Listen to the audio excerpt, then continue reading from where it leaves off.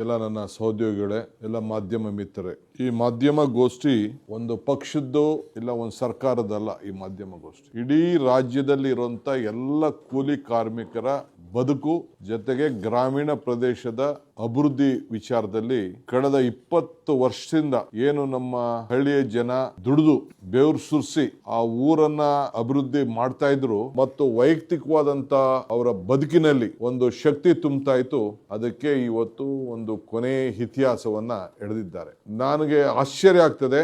ನಾನು ಬಿಜೆಪಿ ಎಲ್ಲ ಸ್ನೇಹಿತರುಗಳಿಗೆ ನಾನು ಕೇಳಲಿಕ್ಕೆ ಬಯಸ್ತೇನೆ, ಇಲ್ಲ ನೀವು ಇದನ್ನ ಸ್ವಾಗತ ಮಾಡಬೇಕಾಯ್ತು, ಇಲ್ಲ ನೀವು ಇದನ್ನ ಖಂಡಿಸಬೇಕಾಯ್ತು. ಎರಡೂ ಕೂಡ ಮಾಡಿಲ್ಲ. ಇಲ್ಲ ಏನು ನಿಮ್ಮ ಕೇಂದ್ರ ಸರ್ಕಾರ ಮಾಡಿದೆ ಇದು ಮಾಡಿರೋದು ಸರಿ ಅಂತ ನೀವು ಹೇಳ್ಬೇಕಾಗಿತ್ತು, ಇಲ್ಲ ನರೇಗಾ ಯೋಜನೆಯನ್ನ ತೆಗೆದಾಕಿರೋದು ಸರಿ ಅಂತ ಹೇಳ್ಬೇಕಾಯ್ತು, ಇಲ್ಲ ತಪ್ಪು ಅಂತ ಹೇಳ್ಬೇಕಾಯ್ತು. ಇವೆರಡೂ ಹೇಳ್ದೆ ಯಾಕೆ ಇಲ್ಲಿವರೆಗೂ ಮೌನ ತಾಳ್ತಾ ಇದ್ದೀರಿ ಅನ್ನೋದನ್ನ ನೀವು ಹೇಳಬೇಕಾಗ್ತದೆ. ಯಾಕೆಂದ್ರೆ ಈ ಯೋಜನೆಯಿಂದ ಈಗಾಗಲೇ ನಮ್ಮ ಮುಖ್ಯಮಂತ್ರಿಗಳು ಮತ್ತು ನಮ್ಮ ರೂರಲ್ ಡೆವಲಪ್ಮೆಂಟ್ ಮಿನಿಸ್ಟರ್ ಹೇಳ್ದಂಗೆ ಪ್ರತಿ ಒಂದು ಕುಟುಂಬದ ಯಾರು ಕೂಲಿ ಕಾರ್ಮಿಕರಿಗೆ ಈ ಶಕ್ತಿ ಮಹಾತ್ಮ ಗಾಂಧೀಜಿ ಗ್ರಾಮೀಣ ಉದ್ಯೋಗ ಖಾತ್ರಿ ಯೋಜನೆ, ಈ ಯೋಜನೆಯಲ್ಲಿ ಪ್ರತಿ ಒಬ್ಬರ ವೈಯಕ್ತಿಕವಾದಂತ ಬದುಕಿನಲ್ಲಿ ತಾನು ಮಾಡಿದಂತ ತನ್ನ ಮನೆ ಕಟ್ಕೊಳ್ಳಕ್ಕೆ ಕೇಂದ್ರ ಸರ್ಕಾರ ಆಗ್ಲಿ ರಾಜ್ಯ ಸರ್ಕಾರ ಆಗ್ಲಿ ಕೊಟ್ಟಂತ ಮನೆ, ಆಶ್ರಯ ಮನೆ, ಇಂದಿರಾ ಆವಾಸ್ ಮನೆ, ಅಂಬೇಡ್ಕರ್ ಮನೆ, ಬಸವ ಜಯಂತಿ ಮನೆ, ಆ ಮನೆಯಲ್ಲಿ ತಾನೇ ಕೂಲಿ ಮಾಡಿಕೊಂಡು ಕಟ್ತಾ ಇರೋಂತ ಸಣ್ಣ ಮನೆಗೆ ತಾನೇ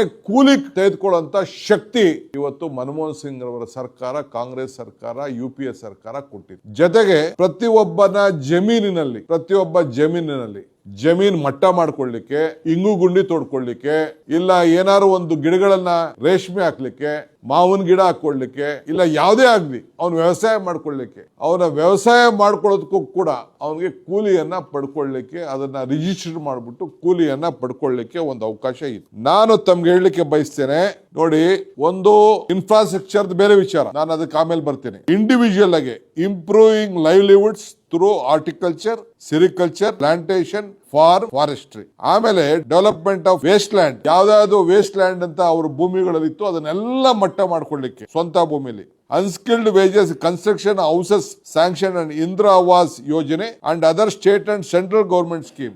ಈಗ ಈ ಹೊಸ ಆಕ್ಟ್ ಅಲ್ಲಿ ಈ ಇಂದಿರಾ ಆವಾಸ್ ಯೋಜನೆ ತೆಗೆದಾಕ್ಬಿಟ್ಟಿದ್ದಾರೆ, ಸ್ಟೇಟ್ ತೆಗೆದಾಕ್ಬಿಟ್ಟಿದ್ದಾರೆ, ಸೆಂಟ್ರಲ್ ಅಂತಾನು ತೆಗೆದಾಕ್ಬಿಟ್ಟಿದ್ದಾರೆ. ಪ್ರಧಾನ ಮಂತ್ರಿ ಮಾತ್ರ ಇಟ್ಟವ್ರೆ. ಇಲ್ಲಿದೆ ನನ್ನ ಹತ್ರ, ಬರೀ ಪ್ರಧಾನ ಮಂತ್ರಿ ಹೆಸರಿನಲ್ಲಿ ಯಾವ್ದಾದ್ರು ಮನೆ ಕಟ್ರೆ ಅದನ್ನ ತೆಗೆದುಕೊಳ್ಬೋದಂತೆ. ಆಮೇಲೆ ಕ್ರಿಯೇಟಿಂಗ್ ಇನ್ಫ್ರಾಸ್ಟ್ರಕ್ಚರ್ ಅಂದ್ರೆ ದನದ ಕೊಟ್ಟಿಗೆ, ಹಂದಿ ಶೆಡ್ಗಳು, ಕುರಿ ಶೆಡ್, ದನನ್ ಶೆಡ್ ಎಲ್ಲ ಹಾಕೊಳ್ಳಿಕ್ಕೆ ನಾನು ತಮ್ಗೆಲ್ಲ ರಿಕ್ವೆಸ್ಟ್ ಮಾಡ್ತೀನಿ, ನಿಮ್ಗೆಲ್ಲ ಗಾಡಿ ಮಾಡಿಕೊಡ್ತೀನಿ, ನಮ್ ತಾಲೂಕು ಹೋಗಿ ಕರ್ಕೊಂಡು ಹೋಗ್ತೀನಿ. ಇಡೀ ದೇಶದಲ್ಲಿ, ಭಾರತದ ದೇಶದಲ್ಲಿ ಕಾಶ್ಮೀರಿಂದ ಕನ್ಯಾಕುಮಾರಿವರೆಗೂ ಹೈಯೆಸ್ಟ್ ನರೇಗಾ ಕಾರ್ಯಕ್ರಮವನ್ನ ಉಪಯೋಗಿಸಿದಂತ ಒಂದು ತಾಲೂಕು. ನಾವೇನಾದ್ರು ಒಂದು ದೊಡ್ಡ ದರೋಡೆ ಮಾಡ್ಬಿಟ್ಟಿದೀವಿ ಅಂತ ಹೇಳಿ ಒಂದು 10 ಟೀಮ್ ಬಂದು ಇನ್ವೆಸ್ಟಿಗೇಷನ್ ಮಾಡ್ತು. ಅರ್ಕಾವತಿ ನದಿಗೆ ನಾವು ಚೆಕ್ ಡ್ಯಾಮ್ ಅನ್ನ ಕ್ರಿಯೇಟ್ ಮಾಡಿದ್ವಿ. 50,000 ಜನಕ್ಕೆ ದನಿನ್ ಕೊಟ್ಟಿಗೆಗಳನ್ನ ಕಟ್ಟಿಕೊಟ್ಟಿದ್ವಿ, ಪಂಚಾಯತಿ ಬಿಲ್ಡಿಂಗ್ ಗಳನ್ನ ಕಟ್ಟಿದೀವಿ, ಪ್ಲೇ ಗ್ರೌಂಡ್ ಗಳನ್ನ ಮಾಡಿದೀವಿ, ಪಾರ್ಕ್ ಗಳನ್ನ ಮಾಡಿದೀವಿ. ಇದನ್ನೆಲ್ಲ ನೋಡ್ಬಿಟ್ಟು ಅವರು ಓಹೋ ಹಿಂಗ್ ಮಾಡಿದ್ರೆ ನಮ್ಗೆ ತೊಂದರೆ ಆಗ್ತದೆ, ಅವ್ರು ಹೇಳ್ತಿರಲ್ಲ ವೋಟ್ ಬ್ಯಾಂಕ್ ರಾಜಕಾರಣ ಅಂತ,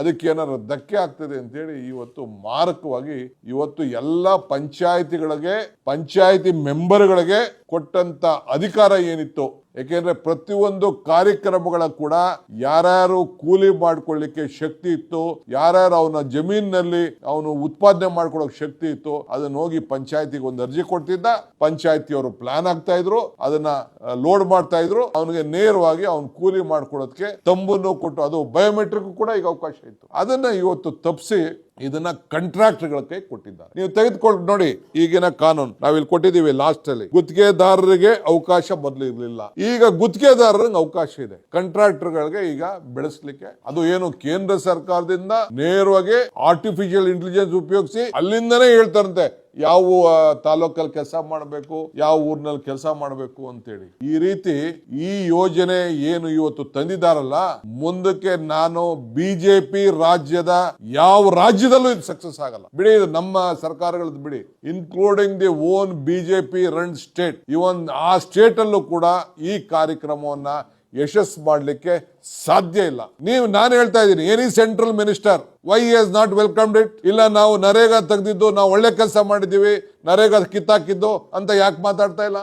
ಇಲ್ಲ ಈ ಯೋಜನೆನ ಯಾಕೆ ಅವರು ತಂದಿದ್ದು ಒಳ್ಳೆ ಕೆಲಸ ಮಾಡ್ತಾ ಇದೀವಿ ಅಂತ ಯಾಕೆ ಇದನ್ನು ವಾದ ಮಾಡ್ತಾ ಇಲ್ಲ. ಇಷ್ಟೇ ಚರ್ಚೆ ಇದು. ಅದನ್ನೇ ನಮ್ಮ ಮುಖ್ಯಮಂತ್ರಿ ಹೇಳಿದ್ದು. ಇದು ಎಲ್ಲೂ ಕೂಡ ಚರ್ಚೆ ಆಗಿಲ್ಲ ಅನ್ನೋ ಇದನ್ನ ಈ ಸಂದರ್ಭ ಹೇಳಲಿಕ್ಕೆ ನಾನು ಬಯಸ್ತಾ ಇದ್ದೀನಿ. ನಾವು ಬೇರೆ ಬೇರೆ ನೀವು ನೋಡಿ, ನಾನು ನಿಮ್ಗೆ ಯಾಕೆ ಹೇಳ್ತಾ ಇದ್ದೀನಿ ಅಂದ್ರೆ, ಸೀಯಿಂಗ್ ಇಸ್ ಬಿಲೀವಿಂಗ್. ನಮ್ಮಲ್ಲಿ ಯಾವ ರೀತಿ ನಾವು ಕೆಲಸ ಮಾಡ್ಲಿಕ್ಕೆ ಅವಕಾಶ ಇದೆ ಅಂತ ನಿಮ್ಗೆ ಯಾರು ಬೇಕಾದ್ರೆ ಹೇಳಿ. ಒಂದಷ್ಟು ಹೆಲಿಕಾಪ್ಟರ್ಗಳು, 2-3 ಹೆಲಿಕಾಪ್ಟರ್ ಮಾಡಿ ಕಳಿಸ್ಕೊಡ್ತೀವಿ. ನೀವು ಹಾವೇರಿ ಜಿಲ್ಲೆಗೆ ಹೋಗಿ, ಒಂದೊಂದು ತಾಲೂಕಲ್ಲಿ 5,000 to 10,000 ಇಂಗು ಗುಂಡಿಗಳನ್ನ ಮಾಡಿದ್ದಾರೆ. ನಾನು ನೋಡಿದ್ದೀನಿ, ಕಣ್ಣಲ್ಲಿ ನಾನು ನೋಡಿದ್ದೀನಿ. ಹಾವೇರಿ ಜಿಲ್ಲೆಯಲ್ಲಿ ಆ ನೀರನ್ನ ಒಂದು 20x20, 40x40 ಇದರಲ್ಲಿ ಮಾಡಿ ಆ ಹಿಂಗು ಗುಂಡಿಗಳನ್ನ ಅಗ್ರಿಕಲ್ಚರ್ ಡಿಪಾರ್ಟ್ಮೆಂಟ್ ಇಂದ ಮಾಡಿದ್ದಾರೆ. ಕೃಷ್ಣ ಬೈರೇಗೌಡರು ಅಗ್ರಿಕಲ್ಚರ್ ಇದ್ದಂತ ಸಂದರ್ಭದಲ್ಲಿ ನಾನು ಕಣ್ಣಲ್ಲಿ ನಾನು ನೋಡಿದ್ದೀನಿ. ಆ ನೀರನ್ನ ಅಲ್ಲೇ ಅವ್ನು ಮಾಡ್ಕೊಂಡು, ಅವ್ರನ್ನ ಭೂಮಿಲೇ, ಬೇರೆ ಯಾರ ಭೂಮಿ ಇಲ್ಲ, ಅವನ ಭೂಮಿಲೇ ಅವ್ನು ಮಾಡ್ಕೊಂಡು ಕೂಲಿ ಪಡ್ಕೊಳ್ಳುವಂತ ಕೆಲಸ ಕೂಡ ಇವತ್ತಾಗಿದೆ. ಇಡೀ ರಾಜ್ಯದಲ್ಲಿ ಈ ರೀತಿ ಆಗ್ತಾ ಇದೆ. ಇಡೀ ರಾಷ್ಟ್ರಕ್ಕೆ ಈ ಯೋಜನೆ, ಇಡೀ ರಾಷ್ಟ್ರದ ಗ್ರಾಮೀಣ ಅಭಿವೃದ್ಧಿಗೆ ಒಂದು ದೊಡ್ಡ ಮಾರಕ ಇದು. ಇದರಂತ ಮಾರಕವಾದಂತ ಬಿಲ್ಲು ಗ್ರಾಮೀಣ ಪ್ರದೇಶದ ಬದುಕಿಗೆ. ಈಗ ರಾಜೀವ್ ಗಾಂಧಿ ಅವರು 73rd 74th ಅಮೆಂಡ್ಮೆಂಟ್ ಮಾಡ್ಬೇಕಾರೆ ಇಲ್ಲಿಗೆ ಬಂದಿರಲಿಲ್ವ ಅವರು? ನಮ್ಮ ರಾಮಕೃಷ್ಣ ಹೆಗಡೆ ಅವರು ಇಲ್ಲಿ ಚೀಫ್ ಮಿನಿಸ್ಟರ್ ಇಲ್ಲಿಗೆ ಬಂದು SK ಡೇ ಅವ್ರು ಬಂದು, ನಾವೇ ಇಲ್ಲಿ ಬಂದು ಕಾನ್ಫರೆನ್ಸ್ ಮಾಡಿಲ್ವಾ? ಈ ಆಕ್ಟ್ ತರ್ತಾ ಇದೀವಿ, ಇದಕ್ಕೆ ಏನಾಗಬೇಕು, ಪಂಚಾಯತ್ ರಾಜ್ಗೆ ಶಕ್ತಿ ಕೊಡಬೇಕು, ಪಂಚಾಯತ್ ಏನ್ ಕೊಡಬೇಕು ಅಂತ ಮಾಡಿ ತೀರ್ಮಾನ ಮಾಡಿದ್ರು. ಸೋನಿಯಾ ಗಾಂಧಿ ಅವರು ಅವ್ರ ಲೀಡರ್ಶಿಪ್ ಅಲ್ಲಿ, ಇದೇ ಮನಮೋಹನ್ ಸಿಂಗ್ ಅವರ ಫೈನಾನ್ಸ್ ಮಿನಿಸ್ಟರ್ ಇದ್ದಂತ ಸಂದರ್ಭದಲ್ಲಿ ಬೇಲೂರು ಡಿಕ್ಲರೇಷನ್ ಮಾಡಿದ್ರು. ಬೇಲೂರು ಡಿಕ್ಲರೇಷನ್ ಏನ್ ಮಾಡಿದ್ರು?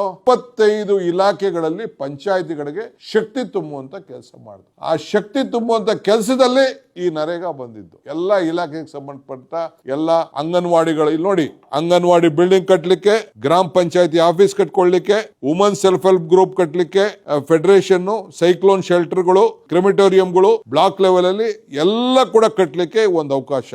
ಆಮೇಲೆ ಇದನ್ನ ಗೋಡನ್ಗಳು ಕಟ್ಕೊಳ್ಳಿಕ್ಕೆ, ಏನೇನು ನಮ್ಮ ಸಮುದಾಯದ ಭವನ, ಏನು ಸಮುದಾಯಕ್ಕೆ ಸಂಬಂಧಪಟ್ಟಂತ ಎಲ್ಲ, ನಾನು ವೈಯಕ್ತಿಕವಾಗಿ ಒಂದೇ ಮಾತಾಡ್ತಾ ಇಲ್ಲ, ಕಲ್ವರ್ಟು, ರೋಡ್ಸ್ ಇನ್ಕ್ಲೂಡಿಂಗ್ ಸೈಡ್ ಡ್ರೈವ್ಸ್, ಪ್ರತಿ ಒಂದು ಊರಲ್ಲೂ ಚರಂಡಿ ಮಾಡ್ಕೊಳ್ಳಿಕ್ಕೆ, ರೋಡ್ ಮಾಡ್ಲಿಕ್ಕೆ, ಜಮೀನುಗಳಿಗೆ ಹೋಗ್ಲಿಕ್ಕೆ, ರಸ್ತೆ ಮಾಡ್ಕೊಳ್ಳಿಕ್ಕೆ ಎಲ್ಲ ಇತ್ತು.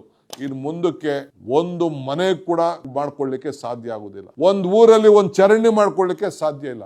ಎಲ್ಲದಕ್ಕೂ ಕೂಡ ಇವತ್ತು ಕೂಲಿ ಇತ್ತು. ಇದಕ್ಕೆ ನಿಲ್ಲಿಸಿದ್ದಾರೆ. ಸೊ ನಮ್ಮ ಸರ್ಕಾರ, ಇದು ಪಕ್ಷದ ಕೆಲಸ ಅಲ್ಲ, ಇಡೀ ನಮ್ಮ ಸರ್ಕಾರ, ಪಾರ್ಟಿ ಪಕ್ಷ ಬಿಟ್ಟು ಇಡೀ ಗ್ರಾಮ ಪಂಚಾಯತಿ ಮಟ್ಟದಲ್ಲಿ ಈ ಒಂದು ನರೇಗಾ ಕಾರ್ಮಿಕರು ಮತ್ತು ನಮ್ಮ ಲೀಡರ್ಸ್ ಎಲ್ಲರೂ ಸೇರಿ, ನಾವೇನು ಪಂಚಾಯತಿಲಿ ಯಾರನ್ನು ನಾವು ಸಿಂಬಲ್ ಮೇಲೆ ಗೆಲ್ಲಿಲ್ಲ. ವಿ ವಿಲ್ ಇನ್ವೈಟ್ ಎವ್ರಿವನ್, ಎಲ್ಲರಿಗೂ ನಾವು ಆಹ್ವಾನ ಕೊಡ್ತೇವೆ. ಇದಕ್ಕೆ ಬಂದು ಅಲ್ಲಿ ಸಮಾವೇಶ ನಡೆಸ್ತೇವೆ, ಗ್ರಾಮ ಸಭೆಗಳು ನಡೆಸ್ತೇವೆ, ಅಲ್ಲಿ ಚರ್ಚೆ ಮಾಡ್ತೇವೆ. ಅದಾದ್ಮೇಲೆ ತಾಲೂಕ್ ಲೆವೆಲ್ಗೆ ಬರ್ತೇವೆ, ಅದಾದ್ಮೇಲೆ ಜಿಲ್ಲಾ ಲೆವೆಲ್ಗೆ ಬರ್ತೀವಿ, ಅದಾದ್ಮೇಲೆ ರಾಜ್ಯದ ಮಟ್ಟಕ್ಕೆ ಬರ್ತೀವಿ. ಇದು ಆಂದೋಲನ ರೀತಿಯಲ್ಲಿ ವಾಪಸ್ ಅವರು ತೆಗೆದುಕೊಳ್ಳೇಬೇಕು. ಯಾವ ರೀತಿ ಈ ಫಾರಂ ಬಿಲ್ ನ ವಾಪಸ್ಸು ತೆಗೆದುಕೊಂಡ್ರು 3 ಬಿಲ್ಗಳನ್ನ, ಅದಕ್ಕೆ ನಾವು ಮಾಡ್ತೇವೆ. ಅದಕ್ಕೆ ಬಿಜೆಪಿ ಅವರು ಇನ್ ಮುಂದಕ್ಕೆ ನಾನು ಅಪೀಲ್ ಮಾಡ್ತೀನಿ, ಇನ್ ಮುಂದಕ್ಕೆ ನಿಮ್ಗೆ ಯಾವ ಕಾರಣಕ್ಕೂ ಮಹಾತ್ಮ ಗಾಂಧೀಜಿ ಪ್ರತಿಮೆ ಮುಂದೆ ಕೂತ್ಕೊಳ್ಳಕ್ಕೆ ಹಕ್ಕಿಲ್ಲ. ಆ ಹಕ್ಕನ್ನ ನೀವು ಕಳ್ಕೊಂಡಿದ್ದೀರಿ. ನಿಮ್ಮ ಕಚೇರಿಗಳಲ್ಲಿ ಮಹಾತ್ಮ ಗಾಂಧೀಜಿ ಆಫೀಸನ್ನ ಫೋಟೋ ಹಾಕೊಳ್ಳಿಕ್ಕೂ ಕೂಡ ನಿಮ್ಗೆ ಹಕ್ಕಿಲ್ಲ, ಯೋಗ್ಯತೆನೂ ಇಲ್ಲ. ಅದನ್ನು ಕೂಡ ಇವತ್ತು ನೀವು ಕಳ್ಕೊಂಡಿದ್ದೀರಿ. ಅವ್ರ ಹೆಸರನ್ನ ತೆಗೆದ ಮೇಲೆ ನಿಮ್ಗೆ ಎಲ್ಲಿದೆ ಹಕ್ಕು? ಅವ್ರ ಹೆಸರನ್ನ ಪ್ರತಿಯೊಂದು ಗ್ರಾಮೀಣ ಪ್ರದೇಶದಲ್ಲಿ, ಒಂದು ಶಾಲೆಯಲ್ಲಿ, ಒಂದು ಗೌರ್ಮೆಂಟ್ ಆಫೀಸಲ್ಲಿ, ಎಲ್ಲ ಕಡೆನೂ ನಾವು ಹಾಕೊಂಡು ಮಹಾತ್ಮ ಅನ್ನೋ ಹೆಸರನ್ನ ನೀವು ತೆಗೆದಾಕಿದಿರಲ್ಲ. ಇದು ಮನುಷ್ಯತ್ವನ ನಿಮ್ಗೆ? ಸೊ ಅದಕ್ಕೆ ನೀವು ನೈತಿಕವಾದಂತ ಹಕ್ಕನ್ನ ಕಳ್ಕೊಂಡಿದ್ದೀರಿ. ಮಹಾತ್ಮ ಗಾಂಧೀಜಿ ಭಾಷಣ ಮಾಡೋದು ಬೇಡ, ಅವ್ರ ಊನಾರ ಹಾಕೋದು ಬೇಡ. ಅವ್ರ ಹೆಸರನ್ನ ಯಾರು ಒಬ್ಬ ಮಹನೀಯರು, ಈಗ ಜವಾಹರ್ಲಾಲ್ ನೆಹರು ಅವರ ಹೆಸರಿನಲ್ಲಿ ನಾವು ಮಕ್ಕಳ ಜಯಂತಿ ಅಂತ ಮಾಡ್ತಾ ಇದ್ದೇವೆ. ಡಾಕ್ಟರ್ ರಾಧಾಕೃಷ್ಣ ಅವರ ಜನ್ಮದಿನ ಟೀಚರ್ಸ್ ಅಂತ ನಾವು ಮಾಡ್ತಾ ಇದ್ದೇವೆ. ಚರಣ್ ಸಿಂಗ್ ಅವರ ಜನ್ಮದಿನ ರೈತರದು ಅಂತ ನಾವು ಮಾಡ್ತಾ ಇದ್ದೇವೆ. ಸೊ ಹಂಗೆ ಪ್ರತಿಯೊಂದು ಜಯಂತಿಗಳನ್ನ ನಾವು ಮಾಡ್ತಾ ಇದ್ದೇವೆ. ಅಂಬೇಡ್ಕರ್ ಅವರು ಹುಟ್ಟಿದ ದಿನ ನಾವು ಸಂವಿಧಾನದ ಬಗ್ಗೆ ಎಷ್ಟು ಅವ್ರ ಗೌರವ ಕೊಡಬೇಕು ಅದನ್ನ ನಾವು ಮಾಡ್ತಾ ಇದ್ದೇವೆ. ಸೊ ಹಂಗೆ ಇವತ್ತು ಇನ್ನು ಮುಂದಕ್ಕೆ ಬಿಜೆಪಿಯವರು ಯಾವ ಕಾರಣಕ್ಕೂ ಮಹಾತ್ಮ ಗಾಂಧಿ ಹೆಸರನ್ನ ದಯವಿಟ್ಟು ನಿಮ್ಮ ಮಾತಿನಂತೆ ನಡೀತಾ ಇದ್ದೀರಿ, ನಿಮ್ಮ ಸರ್ಕಾರದ ಆದೇಶದಂತೆ ಇದ್ದೀರಿ ಅಂತಂದ್ರೆ ದಯವಿಟ್ಟು ಹೀಗೆ ತೆಗೆದ್ಬಿಟ್ಟು ನಮ್ಗೆ ಗಿಫ್ಟ್ ಮಾಡಿ ಆ ಫೋಟೋಗಳನ್ನ ಕಳ್ಸಿಕೊಟ್ಬಿಡಿ. ನಾವು ಇಟ್ಕೊಳ್ತೀವಿ, ನಾವು ಮನೆಗೂ ನಾವು ಹಂಚ್ಕೊಳ್ತೇವೆ. 100 ವರ್ಷ ಆಗಿದೆ ರೀ.